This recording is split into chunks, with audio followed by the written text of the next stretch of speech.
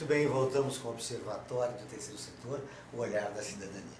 Como anunciei, estamos aqui junto com o professor Cláudio Felizoni de Anjos, que é economista e professor da Universidade de São Paulo. Boa tarde, professor. Boa tarde. Prazer recebê-lo aqui. Prazer é meu estar aqui. Alguns especialistas dizem que a crise econômica começou antes da crise política, outros dizem que a crise política aqui começou. Essa crise começou quando? Econômica? Na verdade, desde os primeiros anos que estudei economia, sempre soube que a questão política antecede a questão econômica.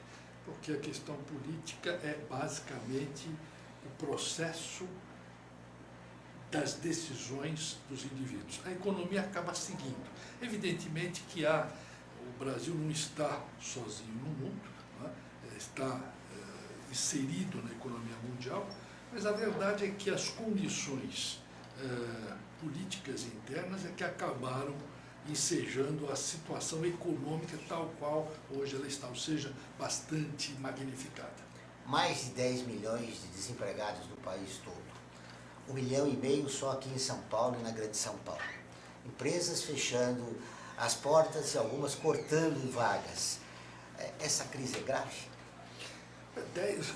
Muito grave, quer dizer, eu creio que nós não tenhamos tido uma crise desta nos últimos 50 anos, eu acredito. Ou seja, a combinação de uma crise política desaguando numa situação econômica terrível, ou seja, um nível de desemprego muito alto, inflação, não é? E a desesperança. Não é? Se olharmos alguns indicadores, não só o desemprego é alto, mas também as pessoas estão desesperançosas em encontrar novos rumos, novas possibilidades de trabalho. Isso acaba gerando uma situação bastante difícil para a população. Para falar dessa desesperança, o nosso outro convidado, como eu já disse, é o Wolf Singel, psiquiatra nutricional e membro da Associação Paulista de Medicina e também da Associação Brasileira de Psiquiatria. Boa tarde, Wolf. Muito obrigado pela sua presença. Boa tarde, Joel. Agradeço o convite. Prazer estar com você aqui, como professor, aprendendo. Wolf, a cabeça do brasileiro fica pior no momento de crise econômica? Sem dúvida, né? Porque quando você tem uma associação de problemas econômicos, né, e sociais, se exige muito mais da capacidade da pessoa se adaptar a esse estresse crônico, não é? Então é o que a gente costuma falar. Enquanto era só uma questão de economia, as pessoas até tinham mecanismos de negação. Com a entrada da internet, com a entrada das redes sociais, o fato é que não dá mais para negar.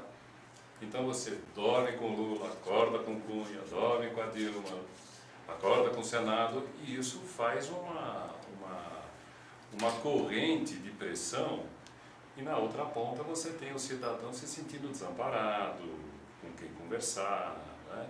E isso acaba dando em problemas dos mais variados. Uma pesquisa realizada por um grupo de cientistas lá da Suíça revelou que 1 em cada suicídios do mundo é por causa do desemprego. Você acredita que esse fator pode acontecer também no nosso país? Sim, as estatísticas de suicídio aqui no Brasil, como em geral, são mais precárias. Mas, na medida em que sintomas psicopatológicos, doenças ligadas a esse contexto vão se pronunciando, a sensação de sem saída, isso pode com certeza predispor que as pessoas pensem em atitudes mais extremas, né? Aí a importância das redes sociais, dos recursos que a pessoa tem ou traga para lidar com isso. Como você age no momento desse, Wolf? Então, é aquela história de quem tem garrafa para vender, não é? Então, quando te é solicitada uma adaptação, não é? Vai haver desde a tua estrutura mais genética e familiar, não é? Até as condições que o poder público te propicia para você lidar com essas coisas, não é? Que é uma missão muito grande num país, digamos, em desenvolvimento ainda. É situação difícil. Geralmente, quando você perde o emprego, aí vem a baixa estima, você se sente deslocado. E aí, quais são os primeiros sintomas que acontecem com uma pessoa que caminha para o suicídio? Porque tem várias etapas até chegar no suicídio, né? Não, sem dúvida. Né? Então, assim, o que a gente vê é o que a gente chama de precarização do trabalho. Né? O sujeito hoje, ele está tão preocupado em se manter no emprego, né, que ele passa por cima dele mesmo. E justificativas para isso não faltam. Né? Então, quando a pessoa vive essa ameaça constante, volto a dizer, se ele tem uma estrutura, ou uma estrutura tanto psíquica como social, que segure a onda, ele talvez consiga lidar um pouco melhor com isso, mesmo estando desempregado. Não é o que acontece com a maioria. Então, para onde vai toda essa energia? Né? Você vai ter uma série de possibilidades psíquicas e físicas. Né? Então, você vê a quantidade de absenteísmo, né, de falta ao trabalho, por conta de sintomas físicos. Né? É uma coisa interessante, os estímulos econômicos acabam influenciando toda a vida da pessoa. Como é possível explicar para ela que ela tem uma humanidade, que ela pode sobreviver, apesar de o emprego ser fundamental para a sua sobrevivência? Então, aí tem a questão do tempo, a administração do tempo. Né? Se a gente for perceber bem, o tempo ele está muito comprimido. Nós vivemos uma sociedade de urgências. Né? E isso passa pela própria identidade da pessoa, porque ela fica ancorada na sobrevivência. Né? Então, tanto que a própria palavra estresse, ela vem do latim, que significa apertar, constringir. Né? Então, quando ele comprime, né, a noção de tempo que a pessoa tem não é aquela visão do sujeito que olha de cima sereno, bom, deixa eu colocar a coisa em cada lugar. O cara é tudo compactado, né, e o sujeito ele não consegue lidar com isso. Né? Tanto que a sensação do trabalhador em geral de que ele custa muito, que ele está demais no emprego, de que ele pode a qualquer momento ser mandado embora. Então, entre a insegurança e o medo de um lado, e ter que jogar um jogo que muitas vezes é doentio, é mórbido, o sujeito acaba optando por um mal muito ruim menor. Né? O senhor falou em solução de emergência, eu queria refletir com o Felizone isso, começando a participação dos ouvintes e dos espectadores da AltV. O Renato, obrigado pela ligação, Renato Mota das Perdizes, ele gostaria de saber do professor Felizone se a previsão de recuperação da economia no Brasil em 10 anos é muito alarmista ou é real. Eu tenho um amigo meu que diz o seguinte, que ele diz que para fazer um cenário de um ano, né, ele cobra 100 mil reais. Para fazer esse cenário de 10, 20, 30 anos, ele cobra R$1. Muito baratinho, porque qualquer coisa não está mais aí. Bom, sem querer fazer nenhuma especulação, a verdade é a seguinte, não é? É que o Brasil, na economia mundial, inserido nessa economia mundial, depende, obviamente, das suas condições próprias e das condições que o cercam, ou seja, da economia mundial. Bom, a economia mundial, a situação é que ela não vai se degradar tanto e também não vai melhorar tanto. Então, eu diria que isso é uma boa notícia, porque isto nos remete a nós mesmos. Ou seja, eu acho que a melhora do país depende das nossas próprias escolhas. Nós precisamos fazer nossa lição de casa. Nós precisamos fazer a nossa lição de casa, nós precisamos recuperar o que nós perdemos ou talvez que nós nunca tivemos. Né? E que gradativamente, apesar dessa crise, etc., uma coisa muito positiva é que as instituições estão funcionando. Não é? Elas às vezes não funcionam tão bem quanto nós imaginávamos que elas poderiam funcionar, ou não funcionam tão bem como lá fora, mas nós estamos aprendendo a viver com essas instituições e elas estão dando respostas. E isso me parece que é muito positivo. Não é? Isso eu acho que é um sinal de amadurecimento e, portanto, enseja em si mesmo uma perspectiva positiva. Então, eu diria que, se nós estivermos olhando para 10 anos, eu acho que sim, eu acho que nós temos perspectivas muito positivas para o país. Muito bem. O Sandro Meira, do Brás, obrigado, Sandro, pelo seu contato. Ele gostaria de saber se o ser humano tem na sua origem um conflito. Vemos pessoas buscando o conflito em tudo, política, futebol, religião. A agressividade, o ser humano é portador de uma agressividade, todos nós, né? A origem dele, respondendo à pergunta do nosso espectador e ouvinte? Antes de mais nada, nós somos Homo sapiens. Então está inscrito na nossa necessidade a sobrevivência da espécie, a nossa própria sobrevivência. Não é? Então, conforme o contexto familiar, social, que a pessoa esteja inserida, né, ela vai ter que lidar com essa tensão constantemente.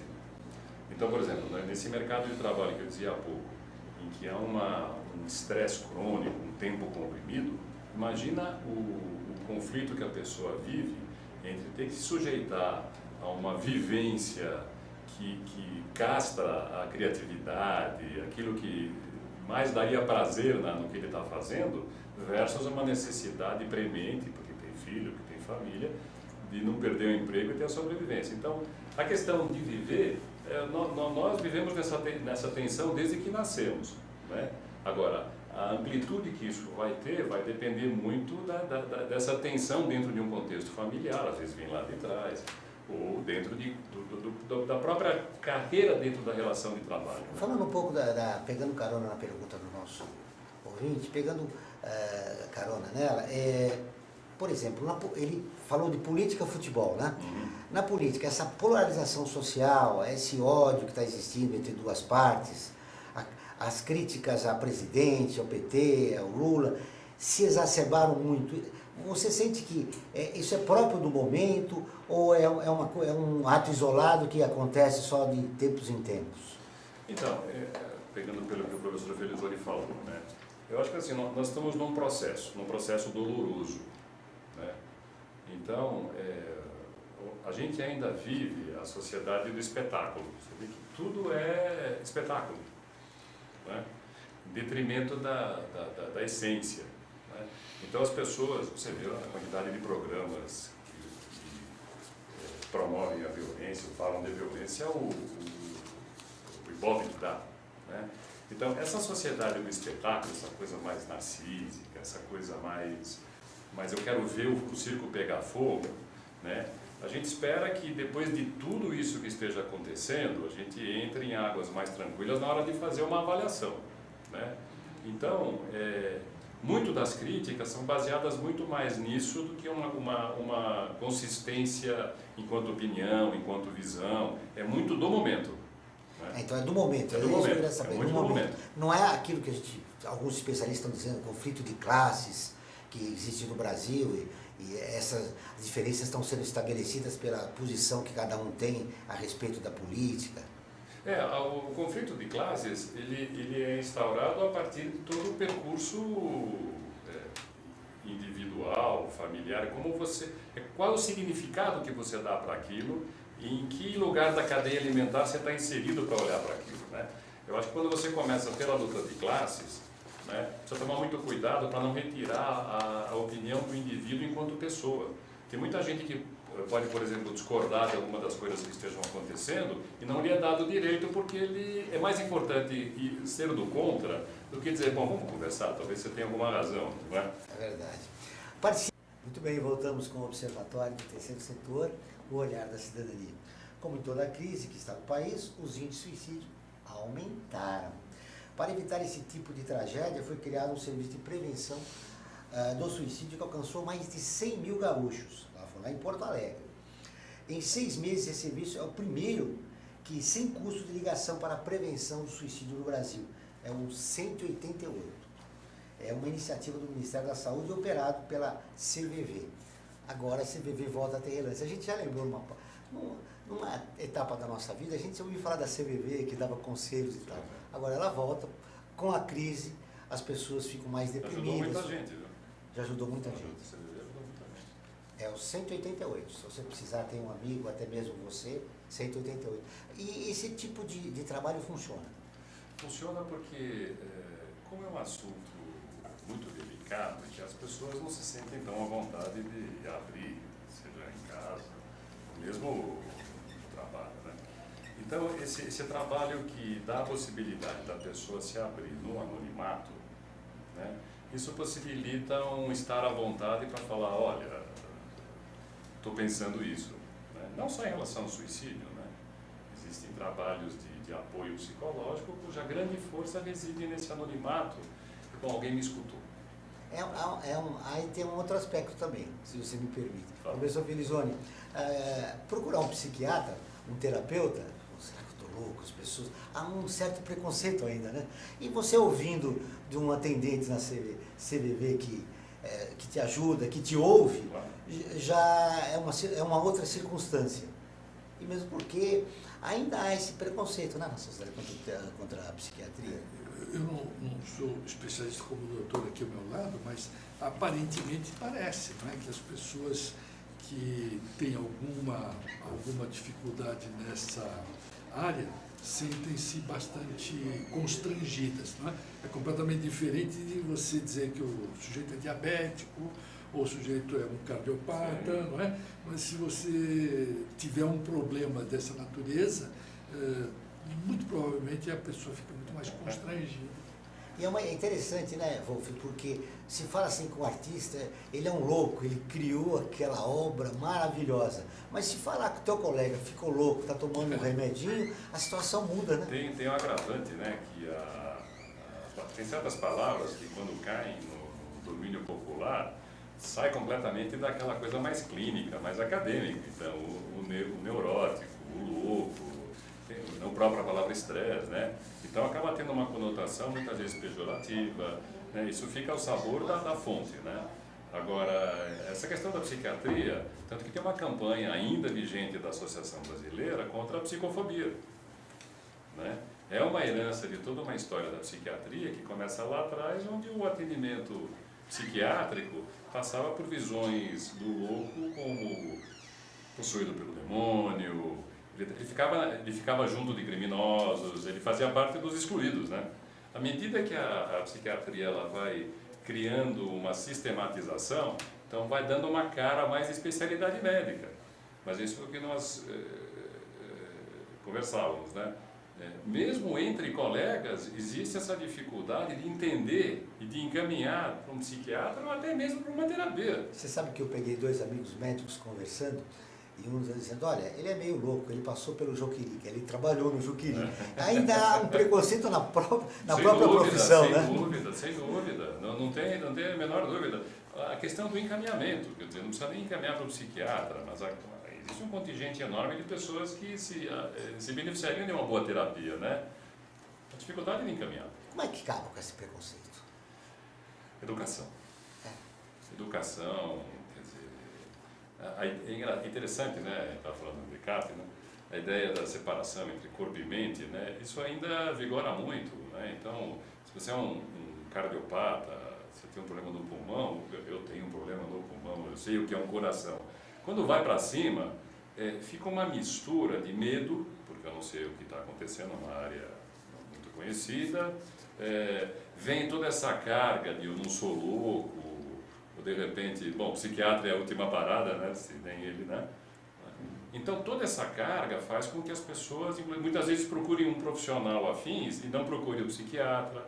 Ok, se o cara resolver, maravilha, nada contra, né? Mas é toda uma resistência dentro da própria formação. Isso é um desvio de formação dentro da faculdade. Você sabe que esse seu exemplo vale, porque o meu médico recebeu um paciente, eu entrei depois, ele falou, ele entrou aqui, eu falei, o que você tem? Ele falou, não tenho nada, eu estou tão estressado. Eu falei, então não é comigo, você tem que falar com um profissional da área, né? E é assim mesmo, né? Hoje é comum a gente estar estressado.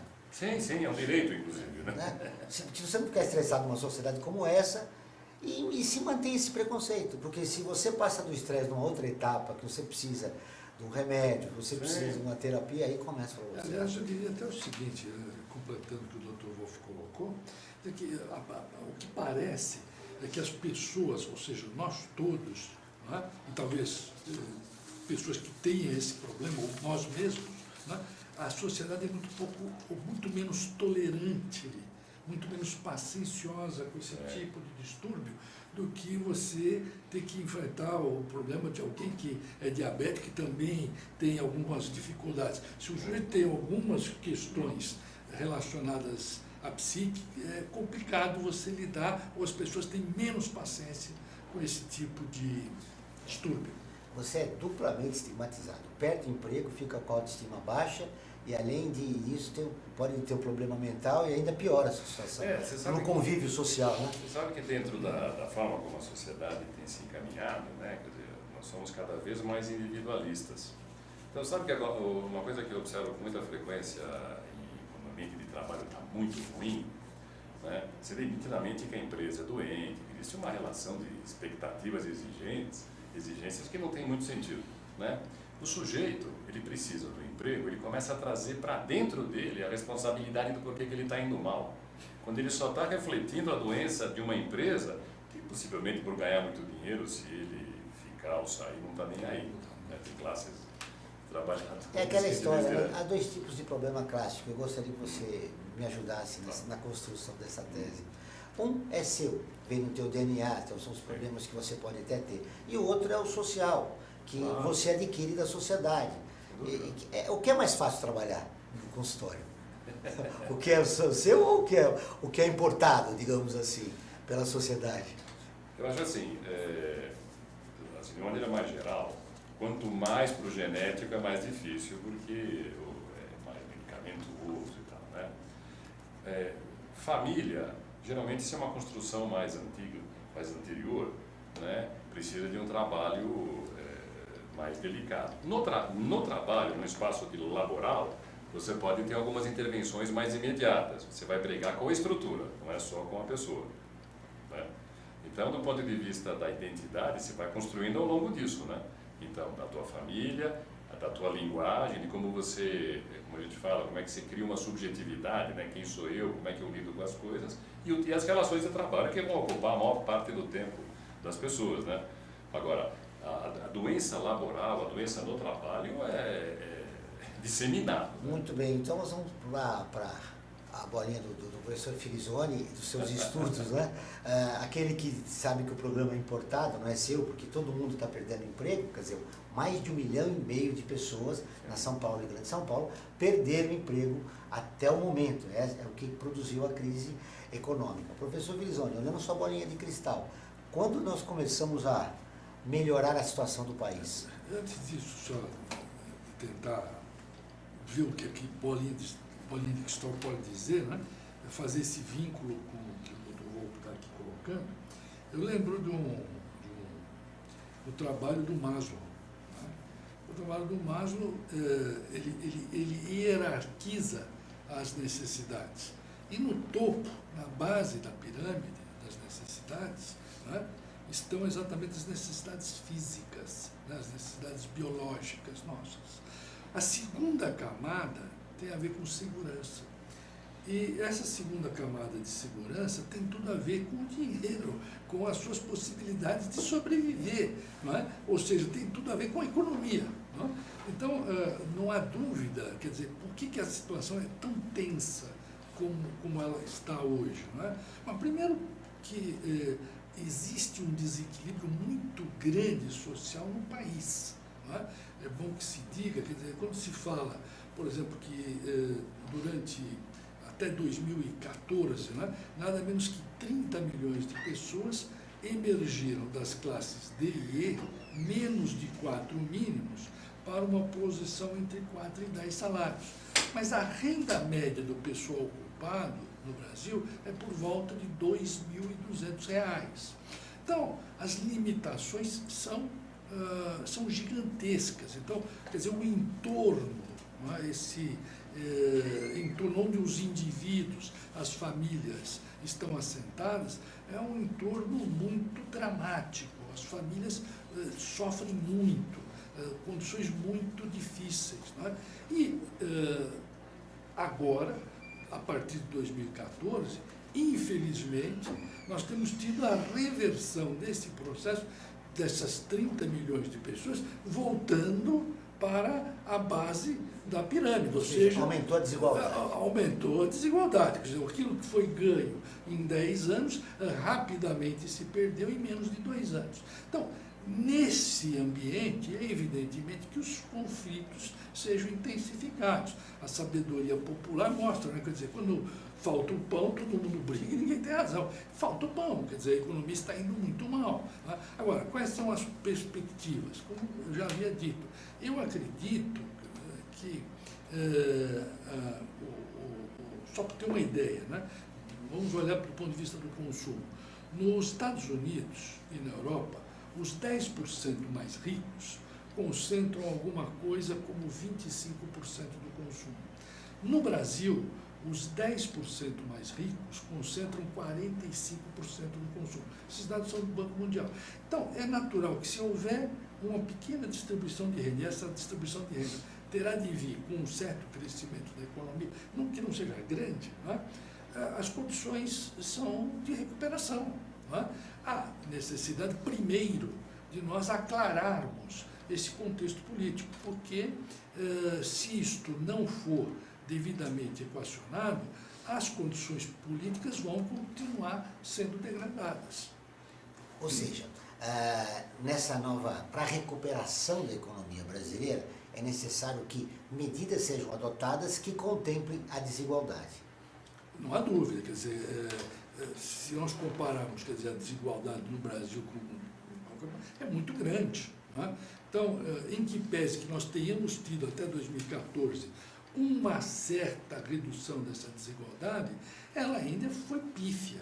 E agora, nesses últimos 2 anos, ela se perdeu. Né? Então, como nós dissemos, né? Quer dizer, há uma desesperança, né? Há também a sociedade está confrontada com os políticos, foi assim, é sabido, mas na verdade a votação do impeachment foi um show de horror ali, não é? Ficou evidente para todos, né, quem são os políticos que nos apoiam, que nos deveriam apoiar, e onde nós estamos assentados. Então, essa condição acaba gerando, obviamente, ou instigando esses conflitos que são naturais pela própria condição da estrutura da economia brasileira. Então, aliás, além de medidas como reforma tributária, nós precisamos de uma reforma política, porque os nossos representantes não nos representam. Você concorda, Wolff? Sim, quando a gente vê o show que foi, o show de horrores da votação, né? De novo, né? Isso nos remete à questão do comportamento, a dissociação entre o sujeito que está em Brasília, no caso, né? E a fala do povo, a percepção do povo. Quer dizer, o que a gente viu ali dentro daquela sociedade de espetáculo que eu estava falando, né? Eram completamente voltados para si próprios, pelo meu pai, pela minha mãe, pelo Corinthians, pelo Palmeiras, uma coisa completamente dissociada. Aí o sujeito que está ali fala assim, escuta, eu posso até concordar ou não. Né? Bom, foi emblemático aquela deputada cujo marido no dia seguinte foi preso. Né? Quer dizer, essa dissociação nos aproxima de uma descrição do político, não vou generalizar, mas é o que está vigorando, uma descrição do comportamento do político perto até da própria criminalidade, da marginalidade, da sociopatia mesmo, né? Aquela coisa que nem a casa caindo, o cara te chama disso e daquilo e o sujeito impávido. É possível ocorrer uma neurose coletiva? Não sei se o termo é correto, neurose coletiva, porque, olha, com meus impostos eu mantenho o parlamento brasileiro. E tudo bem, a gente sabe que existe um fosso entre a sociedade e essa instituição, Sim. O Poder Legislativo. Mas aí exacerbou-se, né, com esse episódio citado pelo professor Felizoni. Essa neurose coletiva poderia provocar uma reação cidadã dessas pessoas? E olha, nós queremos agora não só o combate à corrupção, mas uma reforma política, enfim. Essa reação psicológica poderia caminhar para um lado sadio? A gente torce para que isso aconteça. Mas, assim, esse tipo de comportamento, esse tipo chama de comportamento sociopático... Sociopático, não é neurose coletiva? É uma coisa... Então, é assim, essa dissociação com o povo, essa impunidade que você vê, essa cara de pau, né? São pessoas que, por estarem mais preocupadas, como é que eu vou conseguir manter no poder, né? São pessoas que tendem a reagir muito mais pelo medo do que pelo respeito. Então, quando a sociedade chega num limite, onde a coisa começa a extrapolar para um nível de agressividade, de demanda, e isso as mídias sociais têm sido muito interessantes, né? Não dá sossego, esses caras têm que de alguma maneira falar, bom, agora já mesmo eu estando no meio do Brasil, no sertão de Brasília, isso é conhecido como se eu estivesse em São Paulo ou em outro lugar. Essa reação da população, ela está relacionada com a campanha nossa, Eu Me Importo. Nós estamos lançando a 8ª imagem da campanha Eu Me Importo, que vocês estão vendo aí, ó. Desta vez nós vamos falar dos idosos, que já representam 13% da população brasileira, segundo a pesquisa nacional por amostragem de domicílios de 2013. Apesar de terem até um estatuto dedicado a eles, os idosos ainda têm muitas vezes seus direitos desrespeitados. Isso sem falar no abandono, que vários deles sofrem por parte dos próprios familiares. A ideia com essa imagem da campanha é justamente chamar a atenção para o problema dos idosos. Lembrando que a campanha Eu Me Importo do Observatório do Terceiro Setor já alcançou mais de 1 milhão de pessoas nessa 8ª etapa do Eu Me Importo. Já falamos dos refugiados, já falamos das crianças fora da escola, agora nós estamos com os idosos. Eu me importo com os idosos. E você? Responda. Vocês, por favor, entrem no nosso Facebook, estão convidados a participar da nossa campanha. A Jerusa Silva, obrigado Jerusa, pela sua ligação. Nossa, de Santo Antônio do Pinhal. Por que o país quebrou do nada em pouco tempo? Foi tanta corrupção, como disse, ou um golpe dos empresários, professor Filizone? A Jerusa lá de São Carlos do Pinhal quer saber. O país, de fato, quebrou. Nós estamos numa situação muito difícil, não é? Mas a razão é outra. Não é? A razão foram as decisões equivocadas tomadas, principalmente no primeiro mandato do presidente Dilma. Não é? A verdade é que, aqui fazendo mais um paralelo, né? A economia é um sistema, né? E um economista importante da escola chamada Fisiocrata, um francês, chamado Quesnay, era médico. Tá? Por que essa questão ela é relevante? Né? Na verdade, você, com o Dr. Wolff aqui, quando vai um paciente no consultório, você não pode dar um medicamento, aí depois você dá um outro medicamento, aí você tira o medicamento, aí você faz um outro tratamento, você vai mudando tanto as regras do jogo, a maneira de você tratar esse paciente, que você não sabe para onde vai parar o sistema. Então, houve tanta interferência, não é? Tantas bondades, não é?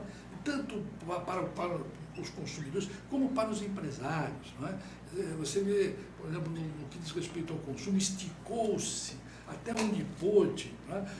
As isenções fiscais para que o varejo vendesse tanquinho, geladeira, uma série de coisas. Os empresários recebendo bolsa empresária, etc. Isso tem que ter um fim, isso teve um fim. Então, as interferências que aconteceram, principalmente no primeiro mandato dela, né, é que acabaram resultando nesse déficit que nós temos, né, déficit fiscal, né, e que não guarda, vamos dizer assim, uma relação que seja capaz de sustentar esse processo daqui para diante. Então, ela foi colhida no segundo mandato pela realidade. Né? Recebeu um choque. E ela teve que mudar a política totalmente, teve que aceitar o domínio do fato, da economia, não sustentar aquela condição, e evidentemente que aí começam a gerar ainda mais frustrações em relação à própria condução da política econômica que ela imaginava, ou que ela dizia que ia implementar, ou continuar implementando dali para diante. Um lembrete, você que está ouvindo pela Rádio Trianon, assista o programa ao vivo, pela AuTV ou pelo nosso portal www.observatoriotrecetor.com.br. Professor Felizone, você falou no consumo. Mais de 50% das famílias brasileiras estão endividadas. Isso é um problema grave, né? Sem dúvida. E a impossibilidade, não é? Nós temos lá no Instituto Brasileiro de Varejo, nós fazemos estudos periódicos sobre as possibilidades de consumo. Este ano, nós vamos ter aí uma queda por volta de 5% em termos reais, você tem que colocar ainda mais a inflação, né, do consumo no Brasil, não tenha dúvida. Né? Quer dizer, aquela festa acabou. Né? Agora nós estamos dentro da realidade e existem algumas exceções, alguns setores do varejo que estão indo bem, mas que apenas mostram esta face da crise. Ou seja, quem está indo bem? Quem está indo bem são essas operações que vendem no atacado. Por que vendem no atacado? Né? E estão indo bem? Porque muitas pessoas estão desempregadas, o sujeito pega o fundo de garantia e vai abrir um pequeno comércio, então precisa comprar do atacadista. Então, isso é outra situação. As pessoas se cotizam, né? A família se juntam para ir comprar no atacado. Então, o atacado vai bem, mas o atacado vai bem, mas o resto vai mal. Aí que vem o problema. Wolf, a crise já chegou no consultório? Você sabe que muita gente deixou de pagar convênios. Um sinal é a proliferação dessas consultas populares, a preços módicos, né? Para que a pessoa consiga pelo menos tocar o básico. Né? Isso é um sinal. Bom, estamos numa economia que até o boteco caiu 30% ao menos, né? Então é generalizado. E dentro dessa vivência, tem certas situações muito dramáticas que a gente acompanha no consultório, né? Uma que eu vejo, infelizmente, com frequência, sabe aquele sujeito que tem aquela empresa, ele sempre foi bem sucedido, tem seus 20 funcionários, ele viu o cara crescer, ele foi no batizado de um, é padrinho de outro, e depois, numa situação dessa, tem que mandar o cara embora. Que coisa. Cara, isso você vê o sujeito destruído, porque ele não tem alternativa. Ele não tem alternativa, né? E aí precisa de uma conversa, né? Uma conversa inclusive com o funcionário, né? E é muito difícil. O professor Felizone citou o governo Dilma Rousseff. 75% das pessoas que ouviram falar das pedaladas fiscais, pelo que ela está sendo acusada e impeachmentada, no caso seria essa semana. 75% dos brasileiros não sabem que são pedaladas fiscais. Professor Felizone, realmente é grave o motivo para ela estar sendo impeachmentada? O que são as pedaladas fiscais? Existe o aspecto jurídico, existe o aspecto econômico, né? Então, vou tentar explicar isso para as pessoas comuns, que não são especialistas. É simples, você tem um orçamento. Você tem um orçamento. E você tem o seu cartão de crédito do banco A e do banco B, você tem cheque, etc. Não é? Bom, se uma hora você esgotar os limites seus do cartão A, você vai para o cartão B. Aí você dá cheque especial. Né? Então, o que é a pedalada fiscal? É o desrespeito ao orçamento. Você utilizar de subterfúgios para transcender os limites do orçamento. Foi isso que aconteceu. Né? Então, hoje nós temos, felizmente, a lei de responsabilidade fiscal, né? Que limita os gastos do Estado. Né? E você pode fazer, a partir de alguns procedimentos administrativos, você pode postergar pagamentos, você posterga os pagamentos, assim como eu poderia estar usando outro cartão de crédito, porque esse limite estourou. Qual é a consequência disso? Eu estou estourando o meu orçamento, eu estou estourando a capacidade minha de pagamento. E qual é, do ponto de vista social, a implicação disso para a sociedade? Ora, na hora que o Estado, não é, ele estoura o orçamento, o que acaba acontecendo? Quer dizer, quem vai ter que pagar essa dívida é a própria sociedade pela inoperância do Estado. Através de um novo imposto? Ou através de um novo imposto, ou vai ter que reduzir outras despesas, porque não existe mágica, tá certo? Como a dona de casa, o pequeno empresário, ele sabe o seguinte, tem a receita e tem o custo. Receita menos custo, se a receita é maior que o custo, é positivo. Se a receita é menor que o custo, é negativo.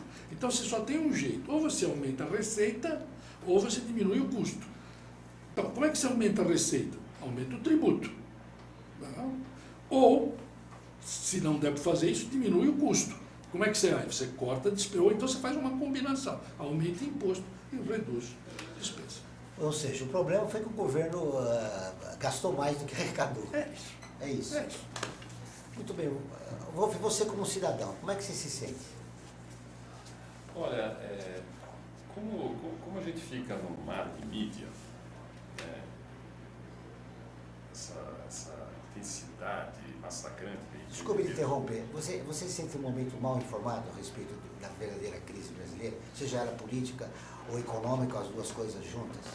Não, eu pessoalmente assim, sempre acompanhei, né? E a minha preocupação é não sair julgando de cara, porque é muito fácil, né? Julgar é a coisa mais fácil. Né?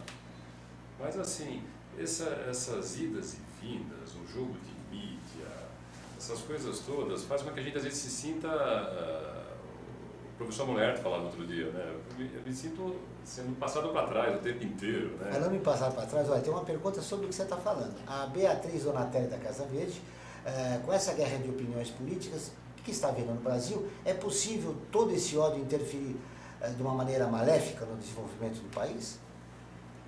Mas era mais para o Filizone, mas eu vi para você, quer dizer, o que está acontecendo no país? Todo cidadão está sendo bem informado a respeito da crise? Você se sente hoje apto a falar assim, olha, eu sou a favor ou contra o impeachment, por exemplo? Eu acho que, assim... com dados, né, que você obteve, com informações. Sim, se você tiver uma certa informação e você conseguir separar os contextos, você tem uma chance maior de emitir uma opinião. Pode acertar ou pode errar, mas você está levando em conta um certo discernimento. O que você vê na prática é as pessoas indo para uma resposta rápida que condense uma série de coisas que muitas vezes são excludentes. Eu vou te dar um exemplo, está virando até folclore, né, que eu falei, né? Quando você conversa com um petista, né? O PT é aquele partido que, no meu modo de ver, tem ideias ótimas, só que faz tudo atrapalhado, né? Então, assim, o que a gente observa quando você faz um encadeamento de pensamento? Você tem ideias de natureza socialista, por exemplo, são interessantes, elas serão apropriadas por um grupo. Esse grupo se dividirá em grupos, esse tomará conta de um partido e outras pessoas implementarão isso daqui. Então, quando eu chego para o sujeito e falo assim, o que você acha do Lula? Você já reparou que a resposta é imediata, mas o Fernando Henrique também é, né? Eu não estou falando isso, eu não estou julgando, não estou falando nada. Então, como são níveis diferentes, se você não consegue dar 2 passos para trás e conversar, até entrando no lugar do outro, dando a razão para o outro, fica isso. Essa coisa que é uma coisa rápida, uma coisa que não dá para condensar, porque eu não posso dizer que as ideias socialistas são ruins, são muito legais. Né? Você acha então que a polarização impede que você faça uma reflexão mais profunda a respeito da realidade? Exatamente, porque a gente está numa sociedade, é uma sociedade da urgência, né? Então, bom, você é a favor ou não é a favor?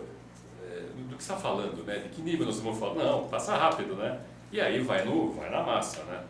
Vai na massa. Muito bem, antes da gente continuar, estamos quase no finalzinho do programa, mais 5 minutos, eu quero agradecer a todos os internautas e ouvintes que enviaram perguntas, que por causa do tempo não vai ser possível ler todas. Vocês encaminhem lá para o Observatório Terceiro Setor, www.observatoriotercetor.com.br, e a gente encaminharia para os nossos 2 convidados.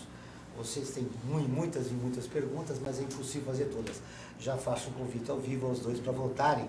Vou voltar com cada um de cada vez para a gente esgotar o assunto aqui, né? Porque na economia tem um monte de perguntas aqui, veio das pedaladas fiscais, eu tenho também, que já chegaram pelo Facebook, estava por aqui, eu vi.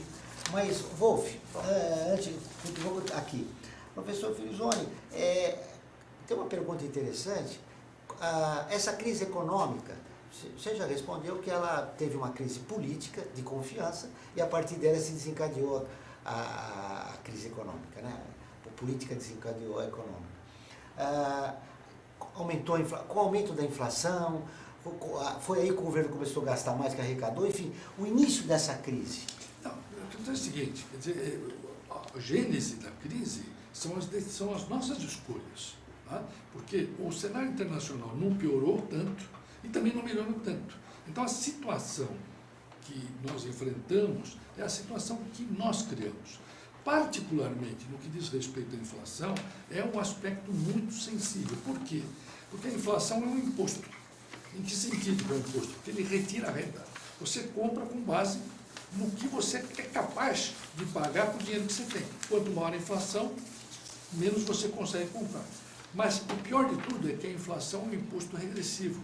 Ou seja, onera mais quem ganha menos. Quem ganha menos não tem a condição de ter a conta remunerada, não tem os benefícios que o gerente dá para aquela pessoa mais abastada. Então, o peso da inflação é muito maior sobre ele. Muito bem. Estamos fechando nosso programa. Muitíssimo obrigado aos nossos dois convidados. Suas conclusões finais, Wolf. Eu queria agradecer o convite. Né? E, assim, tudo que se refere ao comportamento no momento de crise suscita muitas e muitas perguntas, né? Porque desde a situação localizada até naquilo que mexa com a nossa formação psicológica mais sensível, mais íntima, né? É um assunto que tem várias formas de abordar, várias coisas envolvidas, né? E quem sabe aí com o tempo... Você voltará outra vez para a gente conversar. A crise não vai acabar agora, não, com a crise certeza. Não vai acabar. Professor Felizone. Eu só complementar e dizer o seguinte, achei muito oportuna a ideia de juntar pessoas da área da economia com o Dr. Wolf, porque quando se fala em economia, nós não podemos deixar de lembrar que a economia é feita de pessoas, indivíduos. Quer dizer, e as decisões que nós tomamos, elas nascem das escolhas que os indivíduos fazem. E depois, na sua volta, a gente vai falar sobre esses políticos que, aquela cena da votação do impeachment da presidente lá na Câmara Federal, com moral dupla, né? Ligando para a mulher, depois ligando para a amante, enfim, uma falando da honestidade e o marido sendo preso um dia depois. Sendo esse o lado que pretensamente seria a nossa saída, né? Quer dizer, um negócio... Muito bem, vamos terminar agora com Carlos Drummond de Andrade. Irmãos, cantai este mundo que não verei, mas um dia virá. Não tenha pressa. Uma cidade sem portas, de casa, sem armadilha, um país de riso e glória, como nunca houve nenhum. Este país não é meu, nem vosso ainda, poetas, mas um dia ele será um dia, o dia do país de todos. Boa tarde. Você acabou de ouvir um programa que mostra, divulga e debate o terceiro setor, dando voz à solidariedade e construindo a cidadania. Observatório do Terceiro Setor, o olhar da cidadania, com Joel Scala.